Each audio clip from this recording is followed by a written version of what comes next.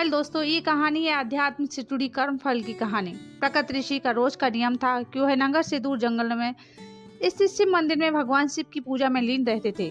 कई वर्षों से यह उनका अखंड नियम था। उसी जंगल में एक नास्तिक डाकू अस्तमाल का भी डेरा था। अस्तमाल का भय आसपास के क्षेत्र में व्याप्त था। अस्तमाल बड़ा नास्तिक था। वह मंदिरों में चोरी डाका करता था। एक दिन अस्तमाल की नजर प्रकट ऋषि पर पड़ी। उसने सोचा, यह ऋषि जंगल में छुपे मंदिर में पूजा करता है। हो ना हो इसने मंदिर में काफी माल छुपा कर रखा होगा। चलो आज इसे लूटते हैं। दोस्तों, अस्तमाल ने प्रकट ऋषि से कहा कि जितना भी धन छुपा कर रखा हो चुपचाप मेरे हवाले कर दो। ऋषि उसे देखकर तनिक भी विचलित नहीं हुए और बोले, कैसा धन? मैं तो यहाँ बिना किसी लोभ के पूजा करने आता हूँ। डाकू को उनकी बातों पर विश्वास नहीं हुआ। उसने क्रोध में ऋषि को प्रकट को जोर से धक्का मारा। ऋषि ठोकर खाकर शिवलिंग के पास जा गिरे और उनका सर फट गया। रक्त की धारा फूट पड़ी। दोस्तों, इसी बीच आश्चर्य ये हुआ कि ऋषि प्रकृति के गिरने के फलस्वरूप शिवालय की छत से सोने की ईंट कुछ मोहरें अस्तमाल के सामने गिरी।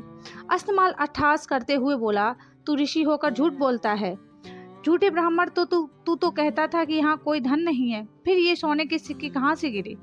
अब अगर तूने मुझे सारे धन का पता नहीं बताया तो मैं यहीं पटक पटक कर तेरे प्राण ले लूंगा। दोस्तों, प्रकट ऋषि करुणा भरे स्वर में दुखी मन से बोले, हे शिव जी, मैंने अपना पूरा जीवन आपकी सेवा में समर्पित कर दिया, फिर ये कैसी विपत्ति आन पड़ी है। प्रभु मेरी रक्षा करो। जब भक्त सच्चे मन से पुकारे तो भोलेनाथ क्यों ना आए।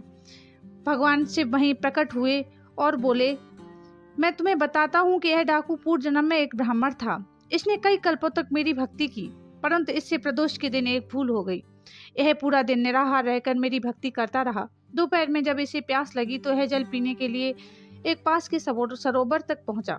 संयोग से एक गाय का बछड़ा भी उस दिन भूखा प्यासा सरोवर के पास पानी पीने आया। तब इसने उस बछड़े को कोहनी मारकर भगा दिया और स्वयं जल पिया। इसी कारण इस जन्म में यह डाकू हुआ। तुम पूर्व जन्म के मछुआरे थे। उसी सरोवर से मछलियां पकड़कर उन्हें बेचकर अपना जीवन यापन करते थे।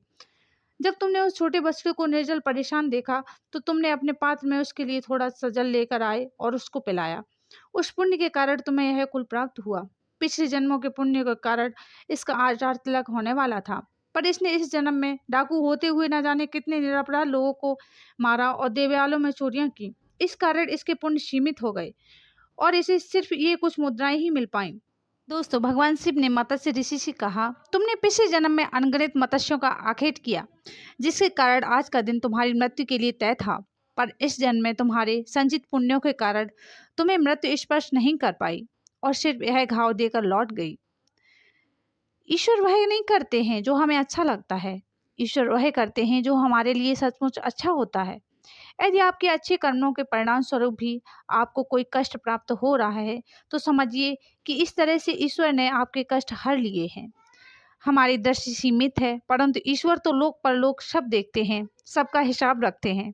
हमारा वर्तमान, भूत और भविष्य सभी को जोड़कर हमें वही प्रदान करते हैं जो हमारे लिए उचित होता है।